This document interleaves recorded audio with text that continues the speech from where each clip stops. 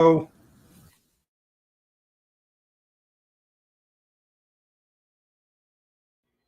everyone. I'm the Bodacious Cowboy with my co-host, Christy Knichel. Are you ready for a special edition of the Storytelling Chronicles? We are. Let's go. Look out!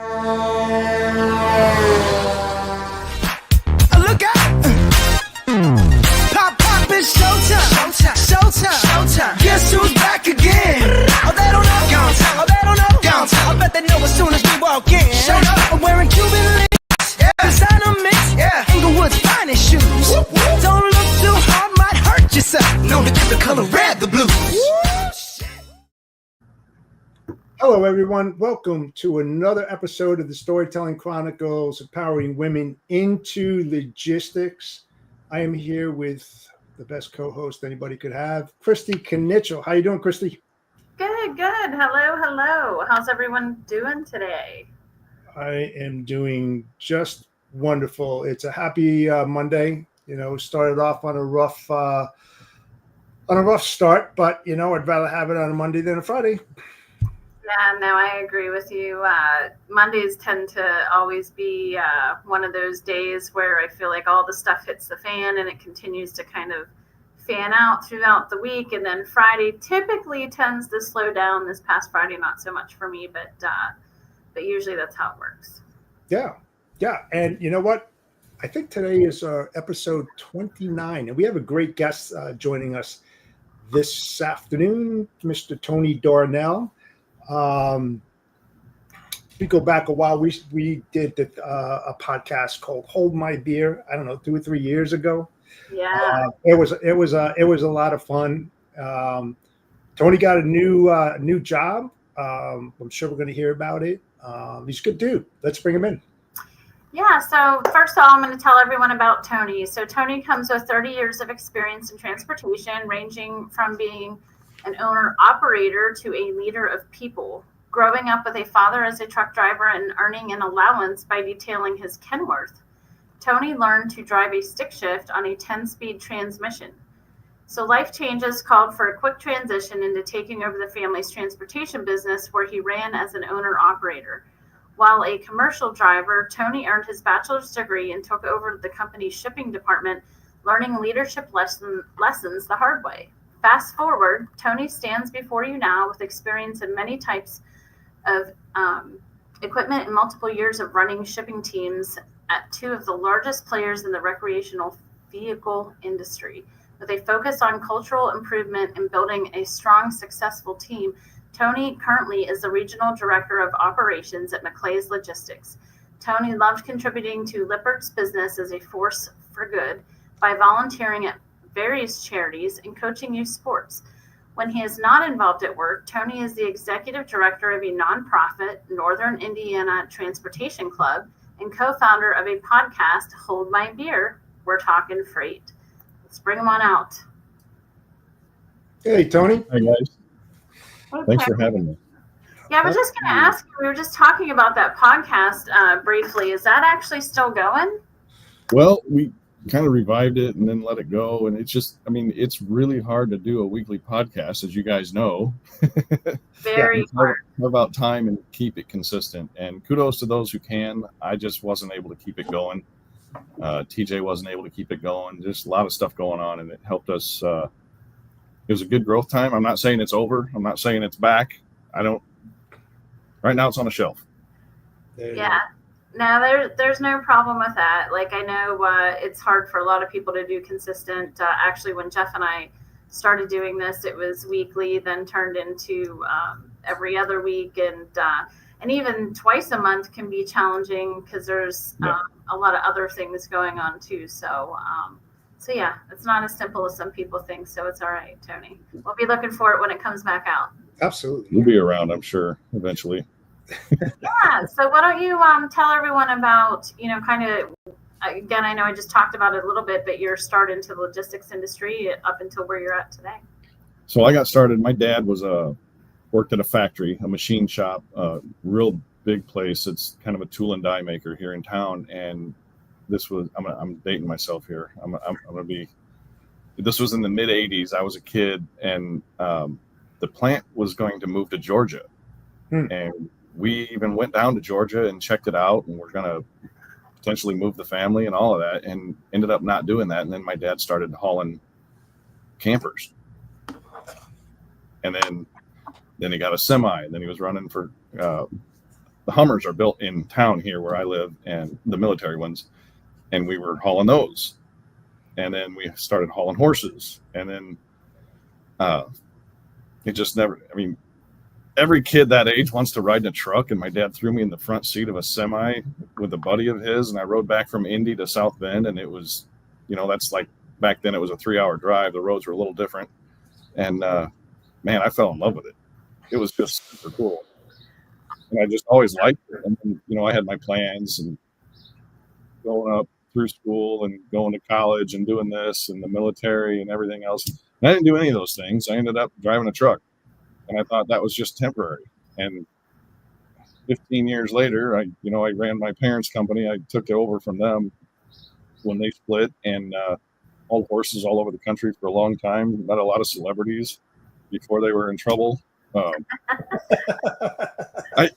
I'll never forget this. The people you see that are celebrities, when you see them out in the barn wearing sweatpants and jeans, or sweatpants and a hoodie or something, you don't recognize them immediately, because that's not who you're familiar seeing. You're familiar seeing the makeup and the set. And so I was hauling horses. One time we met, we hauled a couple of horses for Barbara Mandrell, William Shatner.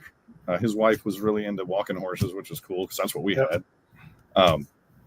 Met Bill Cosby. He was out in the barn, like shoveling manure and hay and everything, just like anybody else. And there's a lot of times you'll see people out in the barn working, and they just work for the owner. Well, he was actually out there, and my dad really liked him from his old comedy tapes back in the 80s. And we didn't realize it was him until we were walking away. Like, wait a minute, that was him, Went back and said hi, and it was a neat experience back, however many years ago that was, until we found out he got in trouble later. We didn't know any about it, any of that back then. There was hauling horses was unique because live animals don't care what hours of service are. They don't care if you're tired. Hauling animals is a different beast in and of itself. And then I hauled steel. I ran a dump trailer, a frameless dump trailer in Texas, doing heavy road construction. Just all sorts of weird, oddball stuff. I owned a truck and ran it for a while. I've hauled office trailers, those oversized modular units that they place on job sites. Mm-hmm. I remember, not political at all, but when they were building Trump Tower in Chicago, when that was just a giant hole in the ground, I delivered an office trailer to the hole, right? And one of the challenges was you're delivering to an address that is not there. And you get there and you're like, is this it? Everything's fenced off. You can't get in there, and you're downtown. So it's not like you can just park and go ask somebody, because there's no one to ask. You're delivering the office that will be there when there will be somebody to ask. But at that time, there's no one there. And there's a lot of challenges in logistics that if you don't know, haven't been there, you'll never really understand what they're going through. So if you know where Trump Tower is in Chicago, right on the river, it is a massive building. I've never been inside. I was under it before it was there. Delivered to the hole they dug to put it there, and it was kind of cool, And now I go there, and I went to a conference last year, and there it is, and I'm like, hey, there's something there now. It's not just a big hole. Look at that. Yeah, at least you were like the beginning part of that, right? You were part of like the start of all of that. Right, yeah. It was just a hole in the ground there in the middle of downtown Chicago, and it was going to be Trump Tower, but we didn't know that. Mm-hmm. So what did you like best? I mean, you've got diversity there, Tony. I mean, what did really, what did you want to gravitate towards? I really loved driving. It was a lot of fun, but 15, 18 years of that, it got really old. Like you become consumed with your own thoughts. You're spending so much time alone and in the truck and satellite radio, and you're able to overthink everything. Sure. And that'll get to you after a while. But I do enjoy driving. I enjoyed trucking. I like the frameless end dump thing. That was a lot of driving around in circles, short distances on job sites. But that was a lot of fun because it takes a little bit more skill to run a frameless end dump than it does to swing some doors and bump a dock. But Hauling steel was fun too. Every load is different. Every load you have to be very careful. The chains have to be a certain way. The binders. You're talking about steel coils? Yeah. Yeah.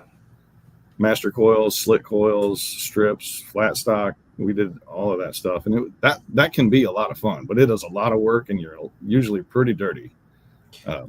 Usually, I mean, you can go to work clean, but as soon as you get inside the trailer, the dust off of the steel is everywhere and on everything. So, I mean, you look homeless when you stop by the old Hinsdale Oasis in Chicago, try and walk in and grab a sandwich on the way home. But I'll never forget one time I was in a Western Star, and they sit a little bit higher than the normal. I had jeans on and long johns underneath my jeans because the truck I had at the time, the heat on the floor, it didn't blow out on the floor. It blew out on the dash and on the defroster. So my feet were always cold. So I'd always wear like long johns or something.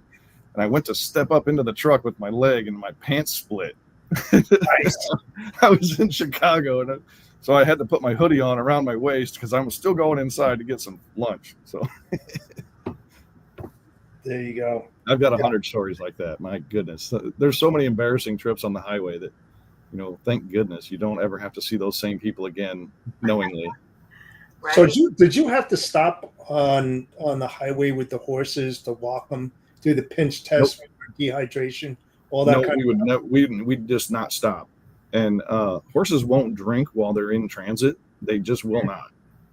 Right. One of the things that I learned, there's mom and pop grandparents that hauled horses, and they might get 300 or 400 miles a day in, and then they pasture them somewhere in a boarding place. Right. And then there's the other end of the spectrum where there was those big horse hauling semi trailers, and we did it with a 1-ton and an 8-horse slant, and we would just run nonstop, here to there, all the way around. And then once you got empty, when we would get it was door-to-door service, and I wouldn't leave until we knew that they would drink water, because the horse, right, they can lose like 50, 60, 100 pounds in transit over 24 hours. Wow. And it's crazy. Why is that? I'm just curious. Well, when your entire state of being is out in an open pasture and you put them in a dark box and shake it up, they're just tense. It's stressful. It's very, very stressful on the animal. We were able to help a little bit with, the trailer. Every trailer is a little bit custom, but we had some stuff done to keep them completely isolated with padding and bumpers and some real hard, like Naugahyde or vinyl material with padding behind it so that they wouldn't tear it up, and then rubber panels, sheets, and strips everywhere hanging down so that they were literally isolated, able to move, but not enough to hurt themselves. Right. It's a stressful situation for the animal, and we always like to make the delivery, get the animal off the trailer, walk them around a little bit, make sure that once they calm down and quit shaking for 20 or 30 minutes, and then we would always lead them to water and hold them there. And once the horse drank, then you knew they were all right. Yep. They won't drink unless they're comfortable. That's interesting to hear, though, because my dad, who's no longer with us, he, I guess it's not the last house, but the last house here in Pittsburgh, or one of the last houses, he had horses as well. And I think after a while, it became a lot, like too much work for him to do, because he was out there doing the same things you talked about. Yeah.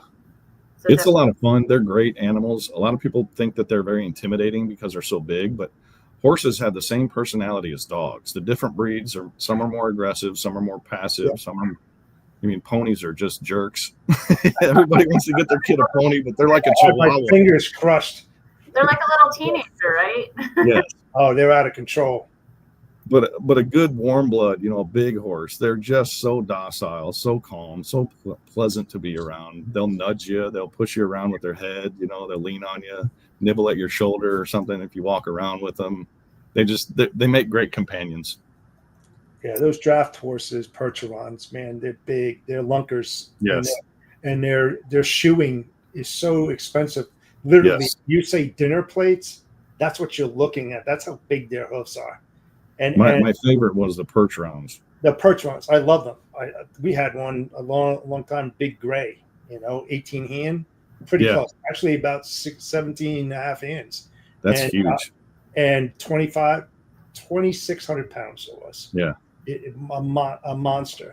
But yeah, I mean, we had all alphas, and they were just high strung. They were like massive sized Jack Russells. That's how I explain them. I mean, just like they couldn't wait to get out of the trailer, and once they felt that wind, they were like gone. They would rear up, I've been dragged, bitten, and stuff like that, kicked, and it's all part of it, And if you don't know how to handle them, I mean, yeah, I knew how to handle them, but you can get hurt really, really bad if you don't know what you're doing. Absolutely. You have to be cognizant of your surroundings all the time. They could kick you, they could bite you any given moment. My parents moved out to our house where I remember growing up when I was 2. So I don't remember the house before that, but we've had horses ever since I can remember. So I just grew up with them.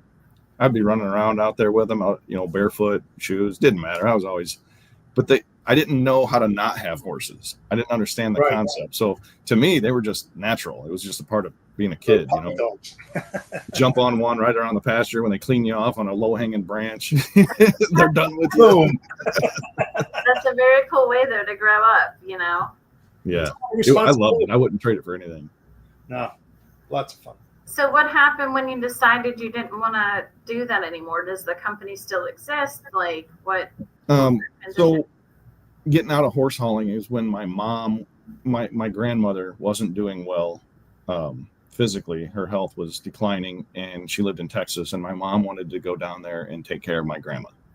So at that time, it was just me and my mom, and we were doing this, and it was exhausting, and I was young, and I was foolish in choices and lifestyle, and weren't we all?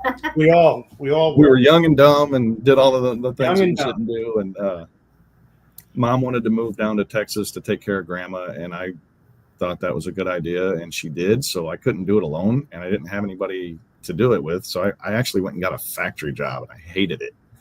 And that's when I went and started driving. And that's when your whole life changed. So then that story goes on. I drove in California, and then I drove back here in Indiana, and just everywhere. And then I ended up moving to Texas to pull my head out of my backside and grow up and mature a little bit. I saw myself in a rut, and I was doing the same things with the same folks, and I wasn't ever going to change unless I made a dramatic change. So I moved away, moved in with my grandma and my mom in my 20s, and got married, had a couple of kids, moved back to Indiana, raised some kids, finished college, and then I drove with a degree for another 2 or 3 years, and they offered me an opportunity to get out of the truck. And this was before ELDs, and I thought, man, if they ever pass that, I'm never going to want to drive anyway. And I ended up doing technical services stuff. So we were doing like chemistry lab stuff in the steel company, and it was a lot of fun. I enjoyed it. It was root cause analysis and ISO certifications and process writing, and I really enjoyed that stuff because I'm a nerd and I'm technically oriented. I liked it. And then about a year of doing that, they asked if I wanted to take over shipping, and I was like, well, heck yeah, I do. And I went into that thinking, man, I'm gonna nail it here because I know what I'm doing. Man, I went back to the guy I hated that was in charge of that thing, and we became really good friends, and I apologized to him probably 150 times, and all the stuff I learned about what he was doing and why he was doing it were things that he didn't share with us. So when you become in charge of shipping, and then you have a driver that reports to you, and then that driver one day becomes in charge of shipping, there is a learning curve there that I did. Oh man, it was a wild ride. The guys that were driving had been there, at that point, we still had the first guy we ever hired at the company, and it had just grown and grown and grown. And some other people had come and gone, but for the most part, everybody stuck around. It was one of those jobs that drivers loved being there, and they never left.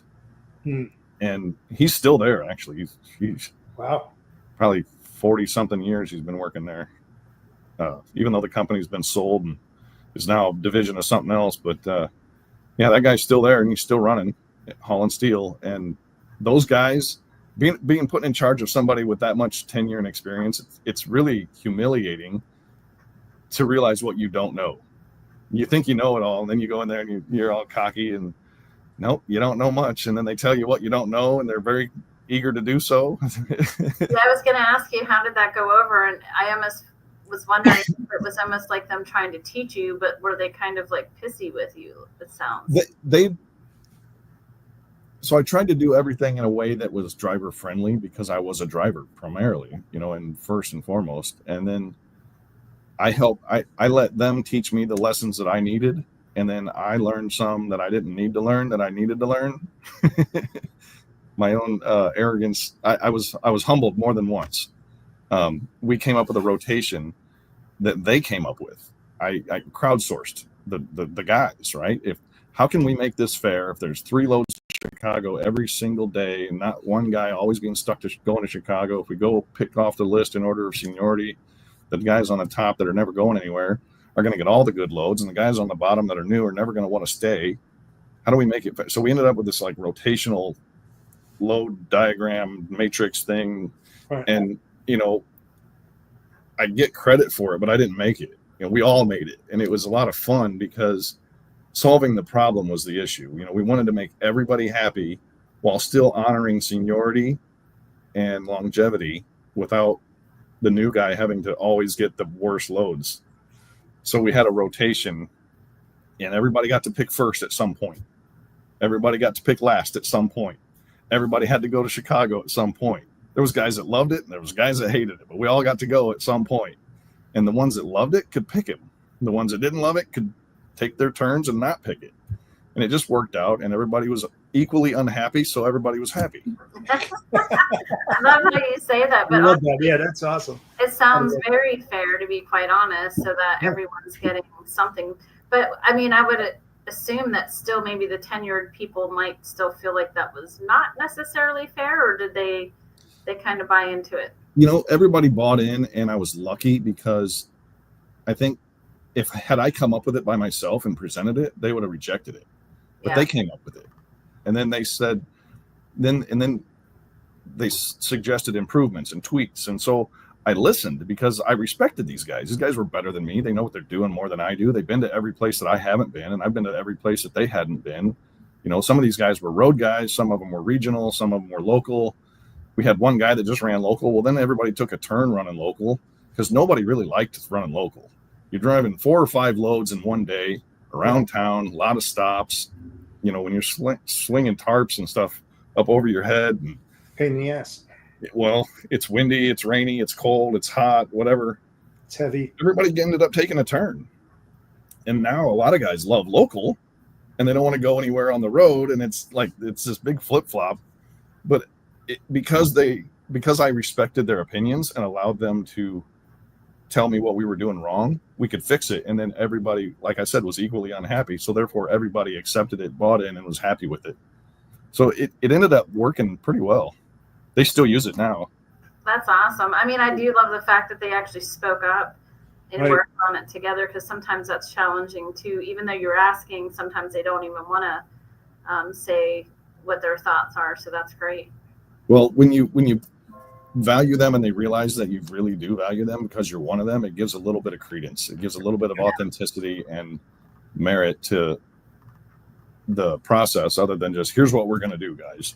Right. It's more of a collaborative approach, which is awesome. Yeah. I really enjoy that type of leadership because I don't feel like I have all the answers. Right. And was that when you were at Lippert? Nope, that was at the steel company. Okay. And then they got the owners. I'd still be working there if he still owned it, but he decided to sell. And we brought everybody in one day and had a huge meeting, and we thought he was joking because he would always start off with something kind of funny, and he's like, "Well, sold the company." And we're like, "All right, now what's really going on?" And he's like, "No, we sold the company." But they were very generous in sharing in the sale to people who had been there based on their position and longevity. They divvied up a bunch of money. I had a kid that started that week, like the day they announced it was his first day. So he was in shock like us, and he got $300. I mean, they were extremely generous in what they gave to those of us who had been there. That's awesome. I was at the new company there for about almost 2 years as we transitioned everything over, got the wheels rolling, everything smoothed out, and then my position was eliminated, and I'm under obligation to not speak negatively about them, so I won't. But I was moved on, and then I ended up at Patrick Industries, which was a great company here in Elkhart that does a lot of RV components and parts and distribution. Learned a lot there, how to do all that same stuff at a new place. So you have to learn another process, Sure. It's not always the same. You can't just take everything you did here and go over there and try and do it, because it doesn't work there. Right. Different equipment. We all ran curtain side trailers over there. Let me ask you something. I want to go back to what you said earlier about your dad. Your dad used to move camping equipment, right? Yep. Did that have any bearing on how you ended up at Lippert? Because I know what Lippert does, and then transitioning to another, camping RV kind of supply. Did he kind of No, help lean that actually, way? no. I never thought about that. You just made the connection. I never realized. Yeah, my dad hauled campers for, they're all made here. 80% of them are made here, Right. and then they have to be distributed at all the dealerships. And there's a lot of guys out here that just run a 1 ton or a 2 ton or whatever, and then they deliver these campers all over the country. And my dad did that for a while after the machine shop closed. Excuse me. Maybe that was embedded in the back of your head. You just didn't know. Maybe. And maybe now you do, that you didn't never, because you never thought of it.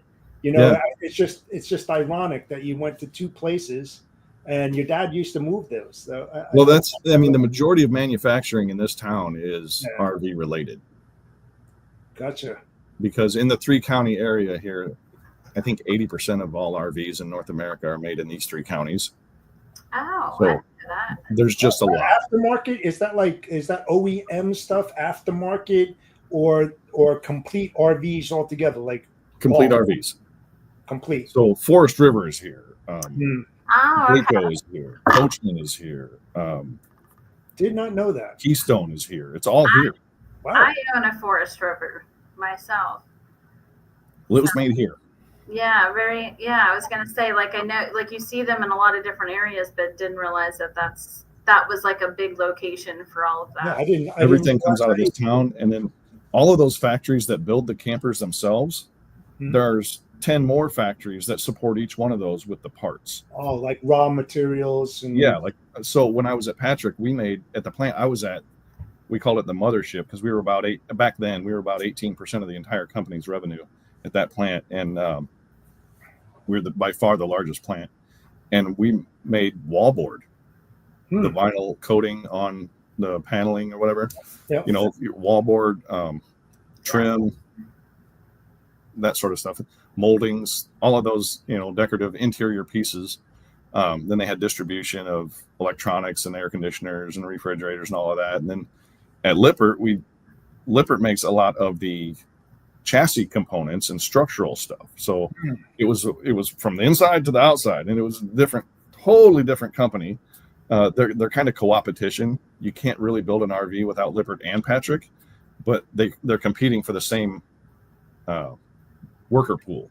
A lot of the same folks are working either here or there or both, or like me, went from one to the other. And I love Patrick. They were a great place to work, and I'd go back there in a quick second if there was ever an opportunity or a need for me to leave this. But Lippert was a great experience too.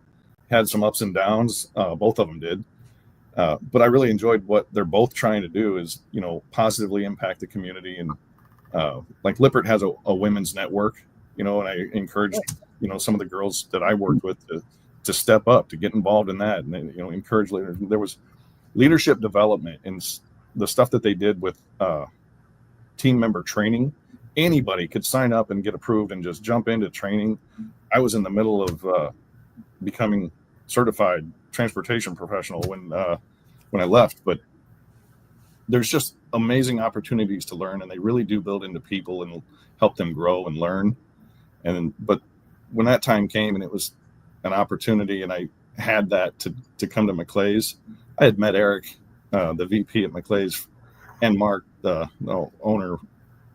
He's like 4 years ago, and we were on a bus going to a golf event, and Eric is like 6'8", and he was sitting in the window, and he's like, "Come on, sit down over here." And I'm like, "Man, your knees are at your." Do you want the aisle seat?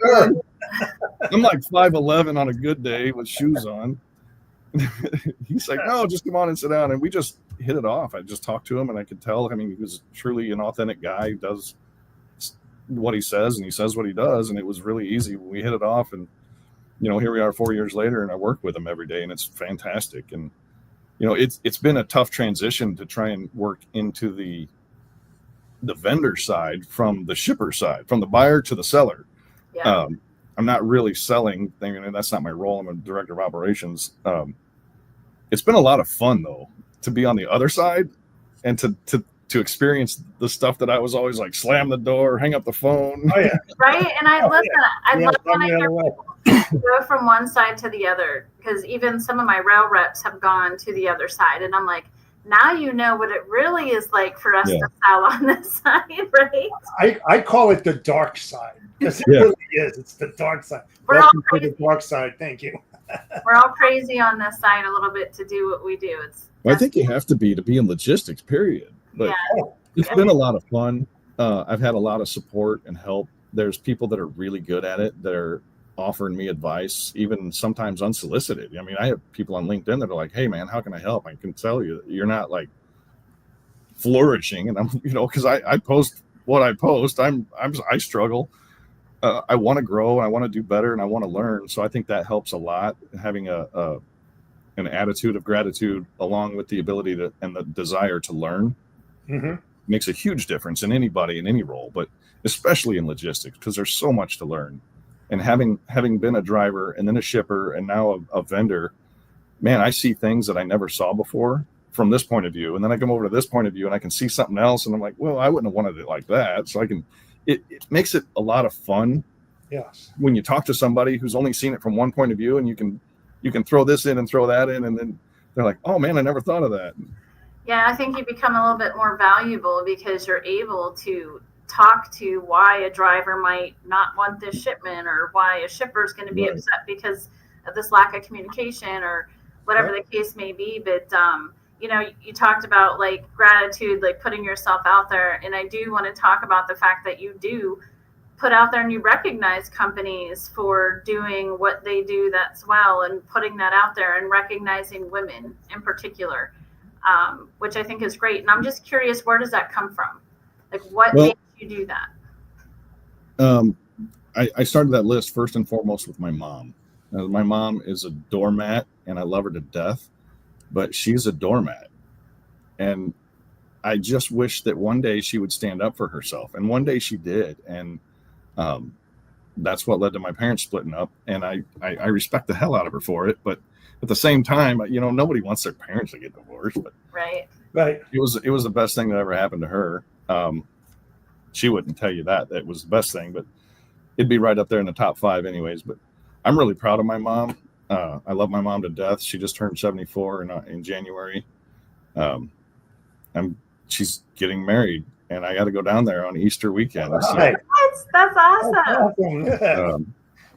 That's cool. She wanted me to come down, so I got to drive down to Arkansas and hang out with my mom for the weekend, which is awesome because she's crazy. She came up here at Thanksgiving, and we cooked some dinner together, and she made fun of me, and then she brought me a bunch of kitchen stuff. And but no, it started out with my mom, but then I met a lot of people along the way, and a lot of the vendors that I worked with, they would hand me off. You get an account as the sales guy, and then they hand you off to the operations people. And a lot of times they're just underappreciated, but they're the best people ever. Like, I had a lady at one company who I'm still friends with her because she's freaking fantastic, and she's not even in logistics anymore, which I don't know how she gets away with that. And I don't let her. I remind her frequently that she should be back in it, but it was just the pace of it wasn't for her. But she was fantastic at it. And then I'd had somebody under me in a role that was supposed to be my administrative assistant, who kind of BS'd her way into the job and had the job about 2 weeks before I got hired. So I didn't know her, she didn't know me, and she just said, "Hey, I don't know how to do Excel at all." I lied on my resume. I don't know how to work Excel. I said, "Good, I do. We're going to learn together. I know a little bit, but I only know certain things. So let's figure it out. You got time?" And she ended up being absolutely fantastic at anything I ever put her in. And it was interesting because she came back to me and she was like, I would have never pushed myself to learn and to grow if you hadn't pushed me off the cliff. I said, right, but I held you when we pushed you off the cliff, I held your hand, right? I wasn't going to let you fall and hit the rocks, but at the same time, you got to learn to grow and get outside of your comfort zone. And now she's like a lean manufacturing manager and runs one whole lean program at an entire plant. And she's doing fantastic. And it was just right bus, wrong seat. When you find somebody who's so good at something, you just have to plug them into where they fit right, where they can thrive and be their best selves. So she's a black belt? Not yet. Oh, she's trying to get certification for black belt? Yeah, she's moving up the ladder, but she's running the lean program at one plant and doing fantastic. Awesome. Where she was an administrative assistant 3 or 4 years ago when she got hired. No, that's awesome, because I think, like, again, we talk about men help uplifting women and kind of pushing that narrative too. So clearly, I mean, whether it was a woman or man, I feel like you would do it regardless, but you just stepping into her life like that then probably gave her that confidence to continue to move forward, because a lot of times that women do lack confidence, you know, in business and trying to move themselves up the chain a little bit. So that's great. I think men and women both need somebody on their side that advocates for them in leadership. Yes. And I was given the leadership opportunity and I took it. And one of the things I realized was when I was coming up, working in factories or whatever jobs I had growing up, I always wished the leader was better. So when I look back, I wanted to be the better leader to those people under me. I wasn't so concerned with, you know, rubbing elbows and kissing butts up in the front office. I wanted the people under me or around me to want to work with me. Right. And that's where the collaborative efforts came. And I just realized that I can't be the best leader because all of these other people that are doing this job every day are actually doing the job. I can't just go tell them how to do it. Right. I want them to tell me what the best way is, and then let's give them credit for it. That's it. That's the way. Right. And working with them and continuing to guide them along the way to make the process maybe more efficient as well. So. Right. Yes. Because the people who are doing it know the best way to do it, and they'll tell you when you're doing it wrong. No matter, you can write an SOP and they'll tell you where it's wrong. Right. Well, speaking about leadership, because you know, that's something that you've dabbled in. I mean, and you're in it now. I mean, did you have a good leader? Like, was it challenging? Because I know for me, like, my dad was really good at sales, and there's things he showed me, right? But he was also like the best person to you know, what not to do. So I had to kind of figure it out on my own, reach out to people, that type of thing. Like, how was it for you? Well, I've had some really good leaders and I've had some really bad leaders. And fortunately, I've been blessed with a lot of really good leaders because I've been at some pretty good organizations that really encourage leadership development and growth. Like at Lippert, I had 2 leadership coaches, 2. That's awesome. And I'm just, you know, I was just some mid-level, you know, middle manager guy that ran a shipping team, and I had 2 guys at any given point that were on call. I could just say, hey, what do I do with this situation? I've got this person with situation X, and it's a lot of personal stuff, but it's really affecting work. And how do I deal with that without being like, hey, you got to get your crap together? And, you know, what can you not say versus what can you say? How much of your life do you want me to get involved in? I don't want to go, you know, when I was still married, my wife and I got together and like we furnished her house practically, and she needed a place to live. We just bought a bunch of stuff and took it over there. And some people really appreciate that. Some people are really offended by that. She wasn't, because she knew where it came from and that we were authentic, and we were just literally trying to help her take her next step. And now she's thriving. It's awesome. Yeah. That is awesome. Well, and where you're at now, you've been over there how long now? Well, I think the last week of May was my start date, and I was so new. And then being remote as well, I didn't have a lot of the it's different if you're on a brokerage floor and you got a guy sitting right there and a guy sitting right there, or gals or whatever. and then you can watch and learn while you're working. It's Right. totally different than when you're in the living room Yeah, next to the stairs. we talk and- about that quite a bit. So Are you hands-on or more auditory? What's that? Are you more hands-on than auditory, or vice versa? Oh no, I like to be hands-on. Gotcha. So it's been a challenge for me to get into the full experience, and I would recommend not working from home if you're starting out in a new role Yeah. until you can learn it. Once you get a good handle on it, then if that role allows you to do that, then great, whatever. But I've had a lot of great support from a lot of folks. My leadership team has been absolutely fantastic. They push me to what I don't know if I can do, out of my comfort zone always, which is where you need to be to Yep. grow. But at the same time, they support you in doing so. So it's been fantastic. And then, is like the Lippert business is a force for good thing. There's a lot of stuff going on at McClay's that we're really proud of, and the charitable contributions and the Move for Hunger as a customer, but we're moving loads for these guys that are feeding hungry people, right? And doing open nights in community events in the areas where they are. And I'm the only one here in South Bend, but I'm working with one of my customers here in the spring. We're waiting for the weather to finally break, not this fake spring that we're getting today, but or this week, to put together a volunteer event for that company. So Nice. You build into a set of people, and then even if they go on to another place, we still get to go and help do things that are really cool there. So I was actually knocking on the dock door, hitting on a customer trying to win a new business, and she was filling in for the kid who was sick. And we got to talking. She used to work at Lippert too, and she was like, I miss volunteering. And I said, I really miss volunteering too. And she's like, I want to set up something here. And I said, well, let me help you. So now we are, and we're going to go set up something for that company. That's awesome. Yeah, it's really it's a lot of fun. You can make a big difference without having to do a lot of big stuff. Yes. Yes. Absolutely. Yeah, I would say Jeff knows all about that, huh, Jeff?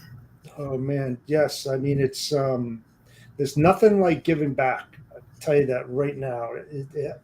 It's when you're in that type of position, I think it's a requirement for all really good companies to get involved into their communities and give back a certain percent of their profits to the company to help them grow.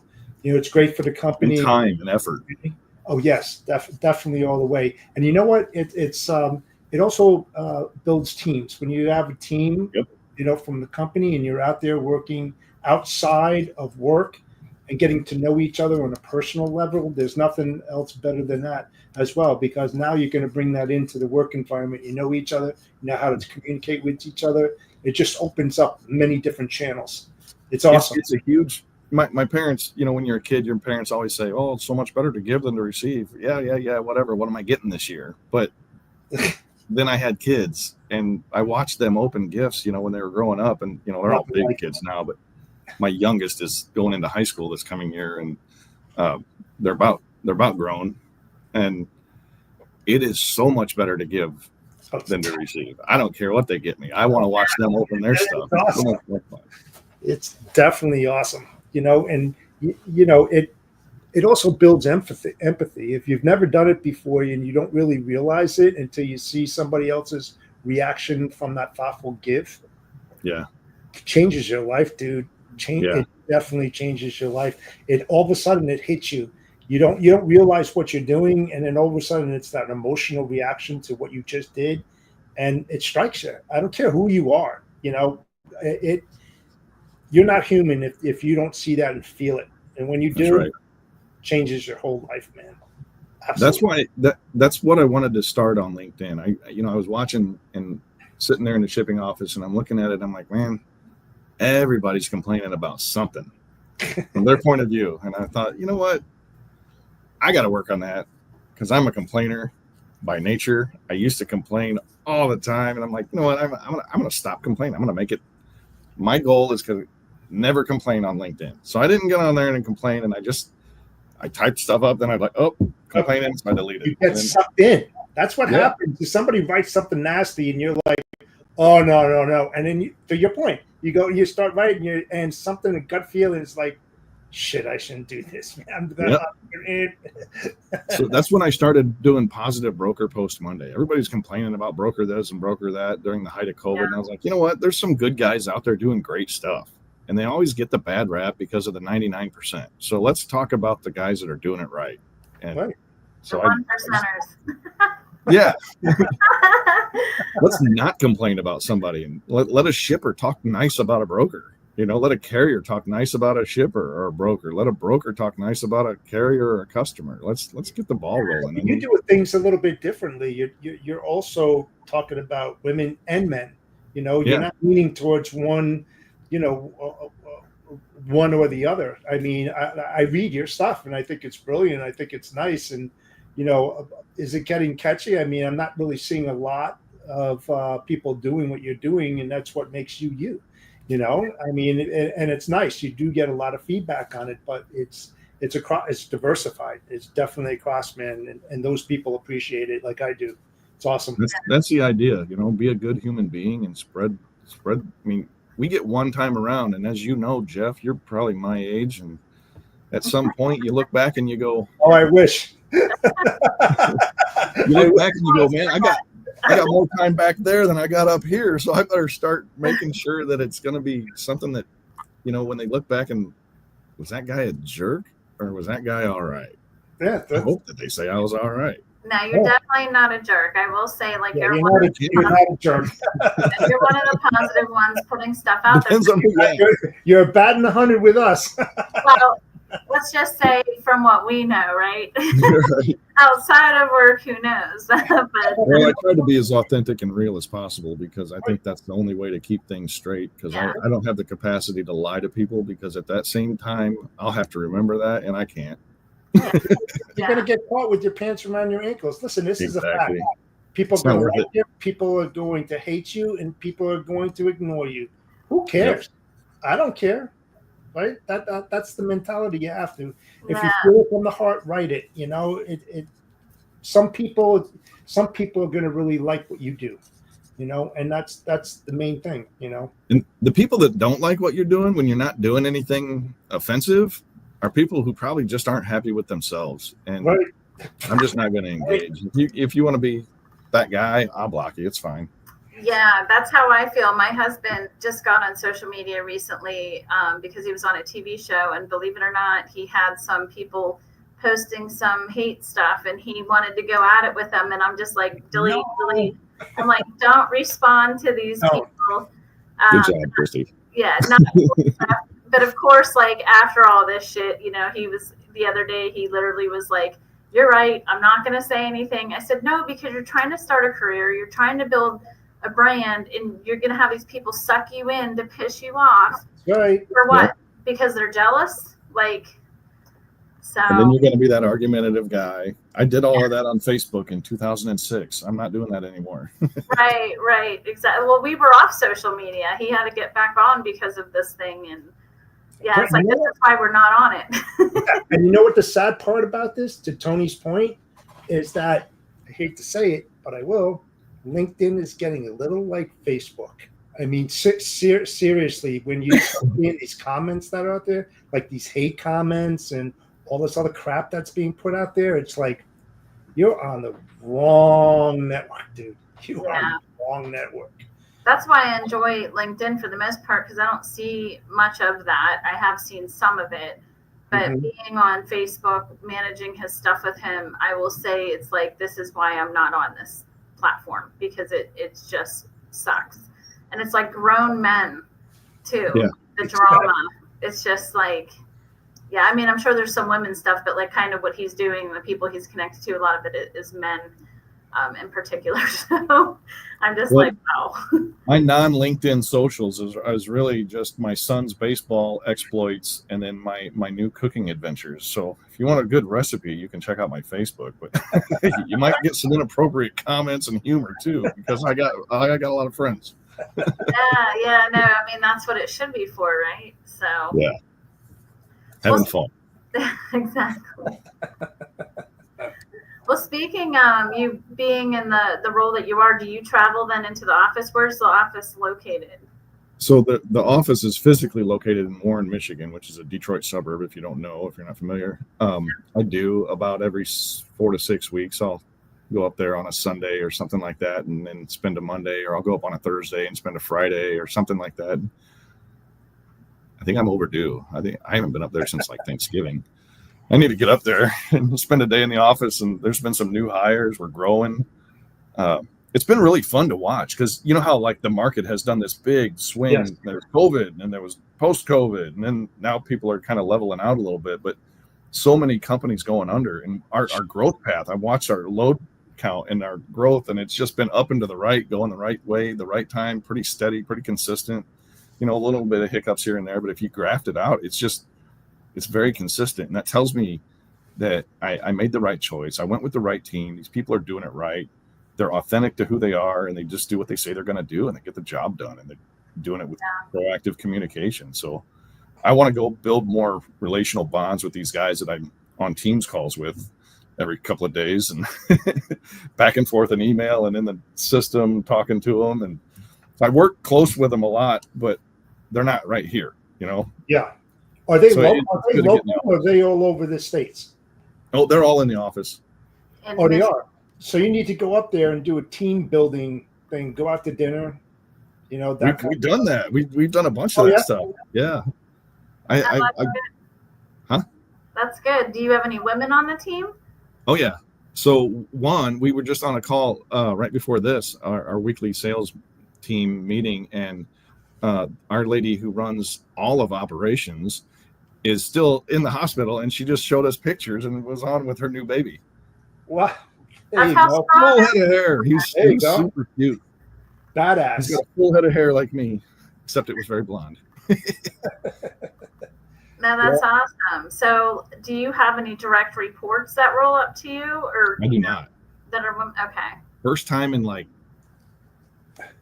10 or 12, 15 years, I think, and it's been really nice not to have to deal with a team.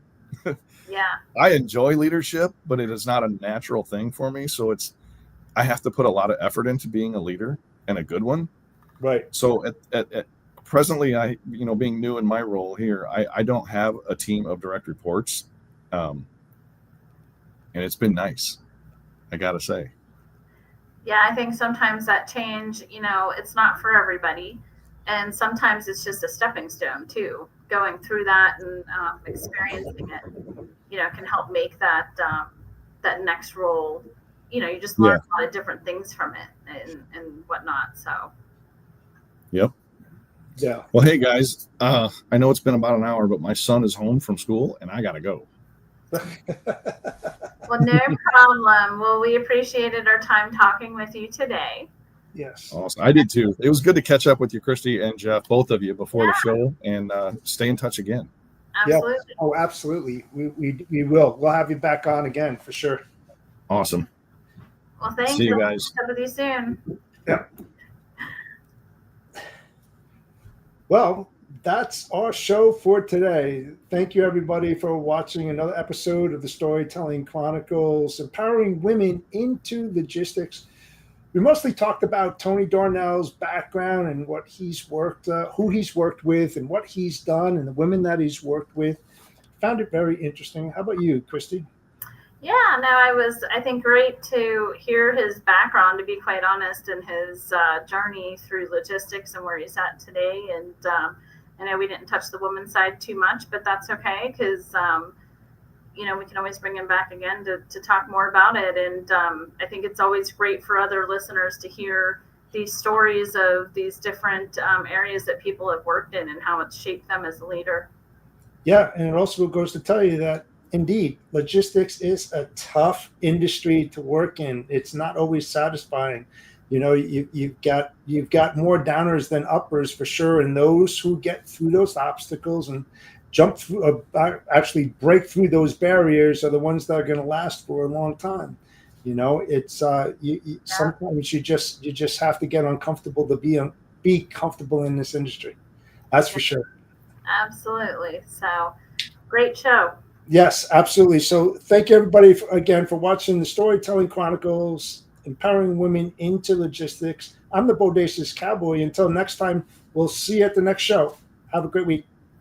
Bye, everyone. Bye.